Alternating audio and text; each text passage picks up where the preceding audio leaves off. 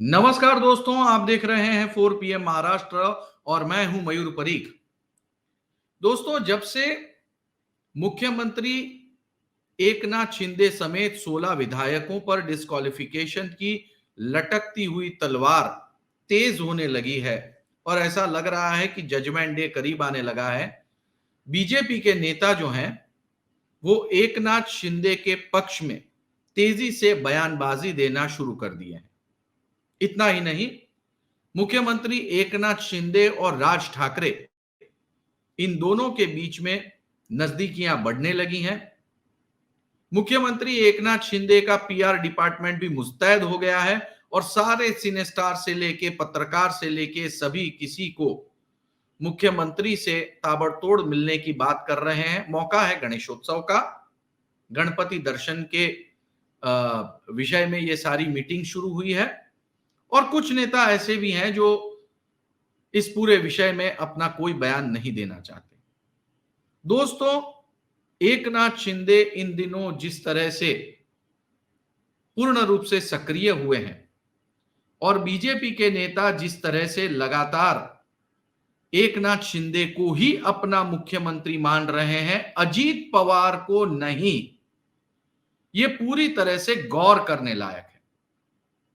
मैं आपको दो बयान सुनाता हूं। पहला बयान उत्तर मुंबई के सांसद सदस्य गोपाल शेट्टी का है, जो इस विषय में कुछ नहीं बोलना चाहते, और दूसरा बयान अतुल भातखलकर, जो कि बीजेपी के विधायक हैं, वो क्या कहते हैं। पहले हम वो सुनेंगे, फिर इस पूरे विषय में डिटेल में बात करेंगे।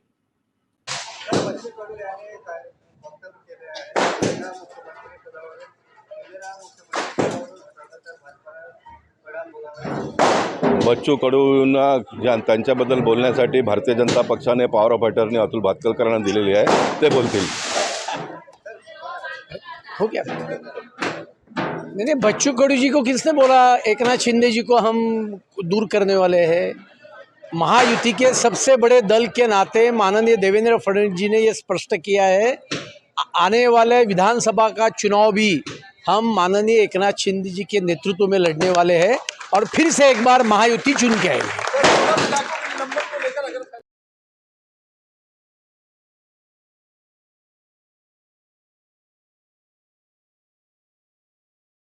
तो सुना आपने, अतुल भातखलकर जो कि बीजेपी के वरिष्ठ नेता हैं और विधायक हैं, कई सालों तक बीजेपी के प्रवक्ता रहे हैं।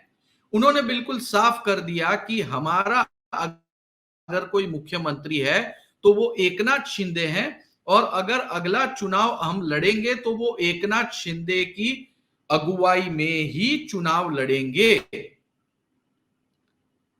दोस्तों, एक बात बिल्कुल साफ है, बच्चू कडू ये निर्दलीय विधायक हैं।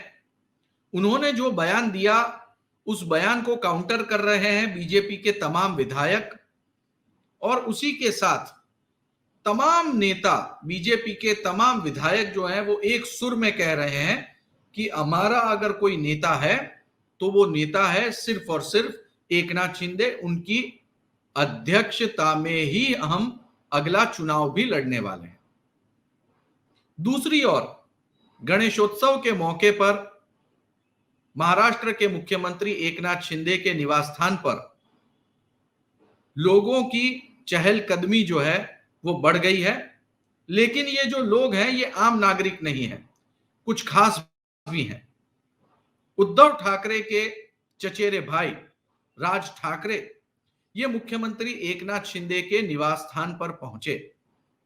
जब वो उनके निवास स्थान पर पहुंचे तो कईयों की भवें तन गई, क्योंकि इसी गणेशोत्सव के मौके पर मुख्यमंत्री एकनाथ शिंदे और उप मुख्यमंत्री देवेंद्र फडणवीस, वो दोनों ही नेता पिछले दिनों राज ठाकरे इनके निवास स्थान पे पहुंचे, ऐसी खबरें कई जगहों पर आई। सबसे पहले मैं आपको वो विजुअल्स दिखा दूं जिसमें मुख्यमंत्री एकनाथ शिंदे और राज ठाकरे ये दोनों ही वर्षा निवास स्थान, यानी कि मुख्यमंत्री एकनाथ शिंदे के ऑफिशियल निवास स्थान पर आए। वहां पे गणेश जी का आगमन जो हुआ है, वहां पे उनके दर्शन किए और उसके बाद में इन दोनों नेताओं ने इनफॉर्मली चर्चा की, बातचीत की। दोस्तों, इस मीटिंग को नॉर्मल मीटिंग के रूप में नहीं देखना चाहिए। भले ही महाराष्ट्र की संस्कृति ऐसी हो कि तमाम नेता तमाम बाउंड्री लाइन भूलकर एक दूसरे के साथ में अलग अलग सांस्कृतिक मौकों पर मिलते रहते हैं और चर्चा करते रहते हैं, लेकिन ये मीटिंग जो है उसको इससे थोड़ा अलग से हटके देखना चाहिए, ऐसा मुझे लगता है। बात यह है कि राज ठाकरे और उद्धव ठाकरे दोनों ही एक साथ आएंगे या एक साथ नहीं आएंगे, इसे लेकर महाराष्ट्र में चर्चा का बाजार गर्म है। और इसी बीच मुख्यमंत्री एकनाथ शिंदे और राज ठाकरे के बीच में लगातार अलग अलग मौकों पर अलग अलग मुद्दों पर मीटिंग होती जा रही है। कुछ दिन पहले भी राज ठाकरे जो है वो मुख्यमंत्री एकनाथ शिंदे को मिलने के लिए उनके निवास स्थान पर यानी वर्षा पर पहुंचे थे और दोनों के बीच में क्लोज डोर मीटिंग हुई थी जो लंबी चौड़ी चली थी। और इसी तरह मुख्यमंत्री एकनाथ शिंदे भी राज ठाकरे इनके निवास स्थान पर गए गणेशोत्सव के दौरान, उसके पहले भी, और उन दोनों के बीच में भी चर्चा हुई। यानी कि राज ठाकरे और मुख्यमंत्री एकनाथ शिंदे के बीच में चर्चा जो है वो लगातार जारी है, चर्चा जो है वो लगातार चल रही है, किसी न किसी कारण से, किसी न किसी वजह से। दूसरी ओर जब गृह मंत्री अमित शाह मुंबई आए तो एकनाथ शिंदे और देवेंद्र फडणवीस समेत बीजेपी के नेता और शिंदे गुट के कुछ नेताओं के बीच में और अमित शाह के बीच में मीटिंग हुई, लेकिन उसमें अजीत पवार नहीं थे। अजीत पवार थे पूना में, बारामती में, और वहां पे बहुत ही इंपॉर्टेंट मीटिंग को हैंडल कर रहे थे। तीसरी ओर चुनाव आयोग ने महाराष्ट्र के स्पीकर ने सीएम के डिस्क्वालिफिकेशन को लेकर अपनी सुनवाई जो है वो शुरू कर दी है।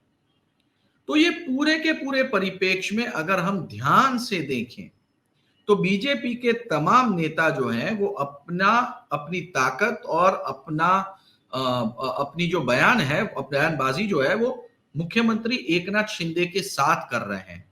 वो उनके बिल्कुल पीछे जाके खड़े हुए हैं, बिल्कुल ये कहते हुए और ये मैसेज साफ साफ तरीके से देते हुए कि हम अगर अगला चुनाव लड़ेंगे तो एकनाथ शिंदे के नेतृत्व में, न कि अजीत पवार के नेतृत्व में।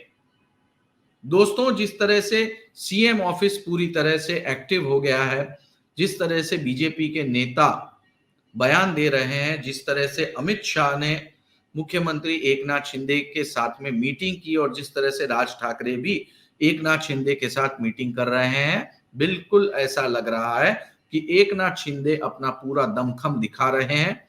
वो मुख्यमंत्री बने रहना चाहते हैं और आने वाले दिनों में स्पीकर की सुनवाई किस ओर आगे बढ़ती है, इस पर अगली राजनीति का दारोमदार होगा, क्योंकि सुप्रीम कोर्ट का भी हस्तक्षेप इस पूरे मामले में हो सकता है।